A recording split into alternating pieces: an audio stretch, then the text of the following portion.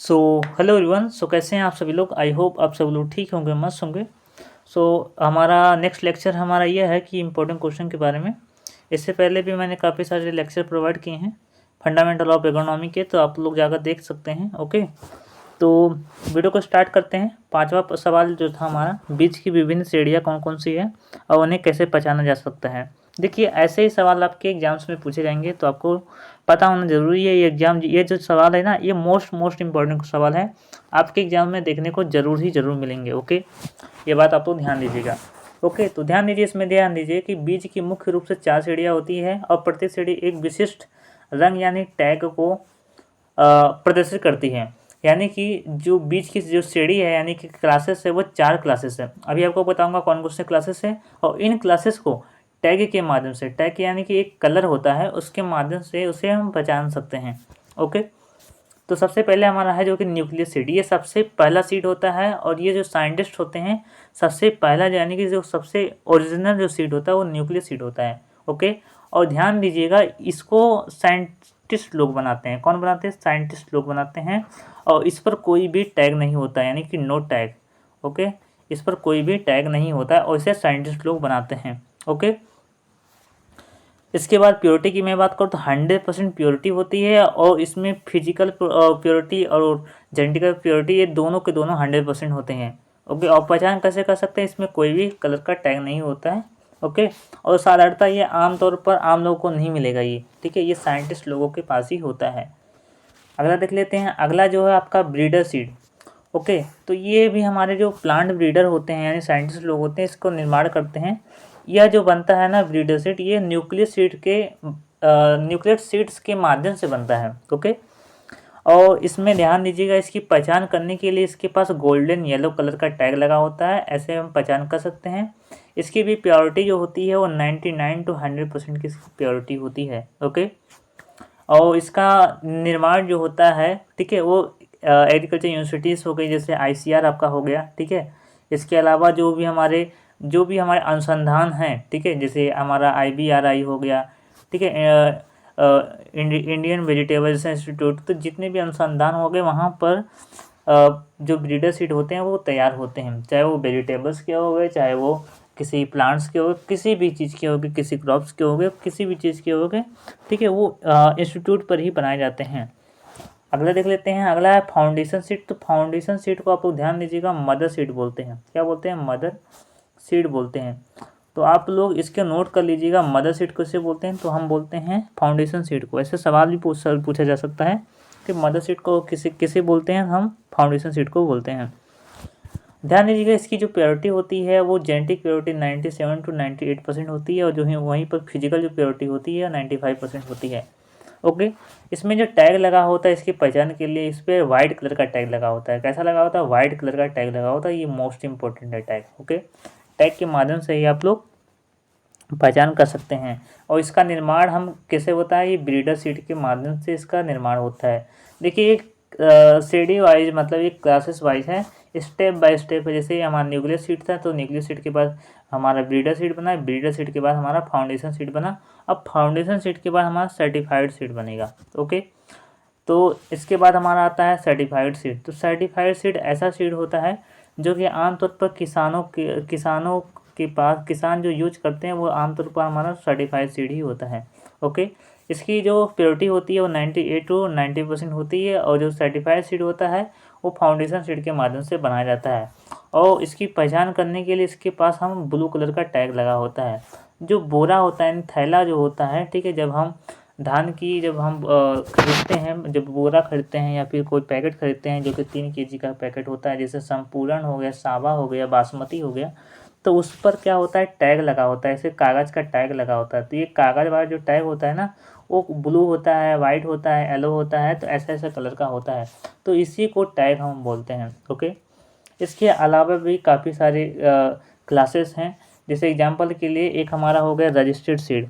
तो ये आधार बीज से विकसित किया जाता है, यानी आधार बीज यानी कि हमारा फाउंडेशन सीड से तैयार होता है, और इस पर पर्पल कलर यानी बैंगनी कलर का इस पर टैग होता है। इसके अलावा हमारा हो गया ट्रूथफुल सीड। ठीक है, ट्रूथफुली सीड, ये जो हमारा सीड होता है ना ट्रूथफुली, ये विश्वसनीय सीड होता है। ट्रूथफुली सीड ये आमतौर पर किसान जो होते हैं या फिर दुकानदार होते हैं उस पर विश्वास करके ख़रीदा जाता है। इस पर जो टैग होता है वो कोई कलर का टैग वो नहीं होता है, वो कोई भी कलर का टैग भी लगा सकते हैं, बट जो 4 टैग है, 5 टैग जो है मुख्यतः उसको यूज़ नहीं कर सकते हैं। अगला जो मोस्ट इम्पोर्टेंट है, टिलेज क्या है और फसल उत्पादन में क्या महत्व है, मोस्ट इम्पोर्टेंट है। तो ध्यान दीजिएगा, टिलेज किसे बोलते हैं। टिलेज को हम हिंदी में बोलते हैं भूपृष्ठकर।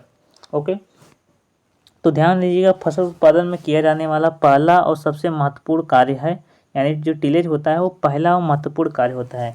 तो आप लोग ध्यान दीजिएगा कि फसल की बुआई से लेकर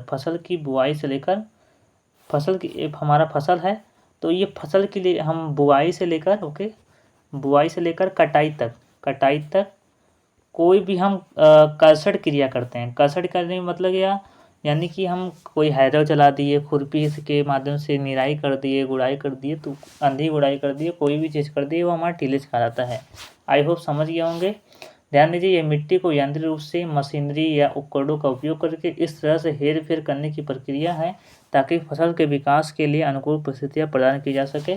फसल उत्पादन के लिए मिट्टी को तैयार करना ही जुताई कहलाता है। मोस्ट इम्पोर्टेंट है, फसल उत्पादन के लिए मिट्टी को तैयार करना ही जुताई कहलाता है। ओके, आई होप समझ गए होंगे। अगला है हमारा फसल उत्पादन में जुताई का महत्व, मोस्ट इम्पोर्टेंट है।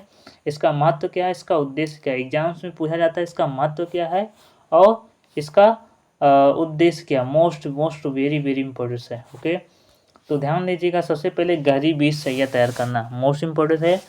जुताई विभिन्न प्रकार की फसलों के लिए उपयुक्त और गहरी बीज सैया तैयार करने में मदद करती है, जिससे बीजों को अंकुरण और प्रारंभिक विकास के लिए एक अच्छा वातावरण मिलता है। ओके, दूसरा हमारा हो गया मृदा में ह्यूमस और उर्वरता बढ़ाना।